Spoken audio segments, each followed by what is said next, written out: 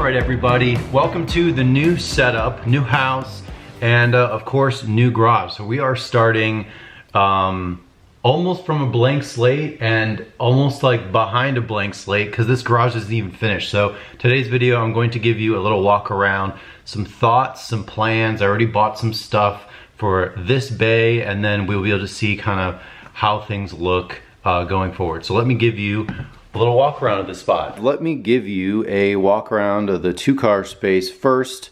Of course, we've got both M cars in here, which is always really cool to have them next to each other. We're working with a relatively small space, in my opinion. It's about 18 feet deep. You guys can see we don't have a whole lot of room.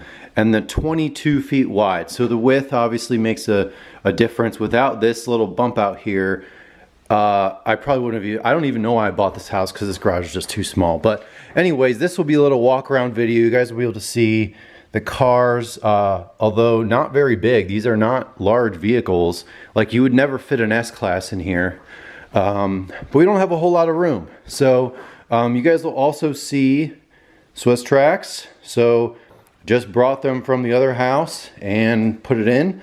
And one weird thing, which is new to me, but I think probably necessary here, is because of this slope, the floor slopes significantly right here. And you'll even see this is not touching. And so I had to bring the Swiss tracks in a bit relative to other garages that I've done, including the other house, which was kind of weird at first, but there's no real other way to do it because this was off the ground like over an inch, because this drops so significantly, you know, just for drainage or whatever. So that was a little bit different, but really not the end of the world. You'll see I did a lot of the Swiss tracks, but not the corner. So the cut pieces, some of them fit and I just recut them. Those ones I didn't even have to cut, but I will probably tidy that up pretty good. The front I haven't got to, but I was able to get to this whole area. I did custom cuts, and then I cut all around here because I wanted to put the cabinet on top of that. So speaking of cabinets, same ones, and unfortunately the other closet is just too big to put right there. I mean, it could work, but for now I just had to put it over there, which is really not the final place for it. So this is a very temporary setup. The other thing, lighting, I think you guys will know that this will be perfect lighting for all of your needs. So we just need one bulb in here, and thankfully we're good. So we don't have to do anything with lighting in this garage. I hope you guys know that that's a joke, because I already have prime lights here for up there, of course. And this is just random stuff everywhere. The part of the garage is not finished, like the wall, obviously. And so that does give us an opportunity for electrical and, you know, obviously a few other things. This will be insulated. So it's kind of, I just think a new house, they only finish half the garage. Like, I can understand maybe you pay extra to have it sanded and painted or whatever, but it's not even fully, it's half drywalled. So like, why would they do half? It just doesn't, it's just very weird to me what they do with the houses, I guess. So anyways, the one good thing is if I want to run, I'll probably put one more outlet or receptacle over there. And then with the pressure washer, I'm most likely just going to put it right there. And the lighting should be pretty straightforward to get to. So attic access there. And then we have a window obviously over here, and then the garage has windows. So during the day, you actually get some decent light in here even without light. So like in a pinch, you can actually see what you're doing. But yeah, that's about it. So I'm going to be complaining a lot about the tightness of this garage, but we're going to make it work. And I think the lighting will probably be one of the first things, especially because the company sent me the lights. And I feel bad, so I definitely want to film a video on that. But if you guys have any other ideas, one idea will be this will save space left to right, is wall mounting the cabinets. So I'll be able to get them, you know, 3 or 4 inches you know, up, but also closer to that wall. But the depth is what it is, really. Where in the other garage, there was 43 feet of depth. So you had so much margin no matter where you were in that space. This is like the opposite of that. So anyways, that's the space in here. Okay, so you guys will see this is, of course, only half finished. Similar story as the other garage. We'll be able to do some electrical because there's no outlets on this wall.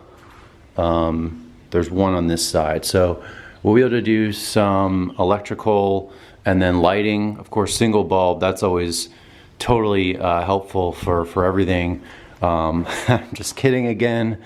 We'll be doing 3 fixtures in here, and yeah, obviously Swiss tracks. So this is far from finished. What I did was I just used the half cut pieces from the other garage and I just put them in place for now, just because they're already in the way. So there's an extra, basically a whole single car worth of Swiss tracks sitting here that I am selling, I think.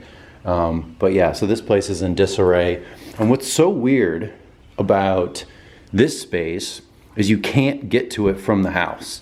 And so in order to leave or get something from this single car, you have to open that garage and then open this one. Or you can go through this door, which I'm never gonna do. So, you know, there's a garbage can there and the truck is gonna be right there. So anyways, it's a little bit odd if you ask me, but it's also because it's different to me, I think, is part of it. But anyways, that's what I would like to do. Is this side will be, this will not be here long term, but for now it's here. This is going to be more of the less pretty side, I guess you could say. It's still going to be finished, it's still going to have proper lighting, but I'll probably do like, I'll probably buy another one of those black cabinets and just do like 2 black cabinets and then just maybe some shelving or something, and just keep it like ultra simple. And then maybe there'll be like an extra thing to hang, like rakes or something, because we don't have a shed. And then now this thing is here, which is just not okay. So we'll get this place figured out. And very basic garage door openers. I don't really, I guess, have a preference on that. So right now those are just gonna stay, but we'll be able to do power, we'll be able to do insulation and drywall, and get this side figured out as well. So that's about it. I mean, I'll take you guys, you'll be able to see the truck has a nice little spot for it. This is not relating to the garage, but I'm probably gonna pour a pad and extend it so the truck has a little bit more room. It's not fully at the rear here, but it's really tight navigating. So I think what we'll do is just do that, and then that'll give us a little more room to work with. All right guys, so that's the new garage. Thanks for tuning in. Obviously there will be more videos. It's just been busy with life and with work and whatever, you know, the normal suspects. But I'm pretty excited. So nice fresh house, and definitely kind of sucks to have to do all this work again, you know, to get it in a normal kind of setup, like just having lighting and stuff. It's just so funny to me that some of the stuff they do in newer houses. So you'll probably hear me kind of be puzzled about stuff along the way, but that's part of the journey. And then yeah, we'll be able to experience kind of the changes once again.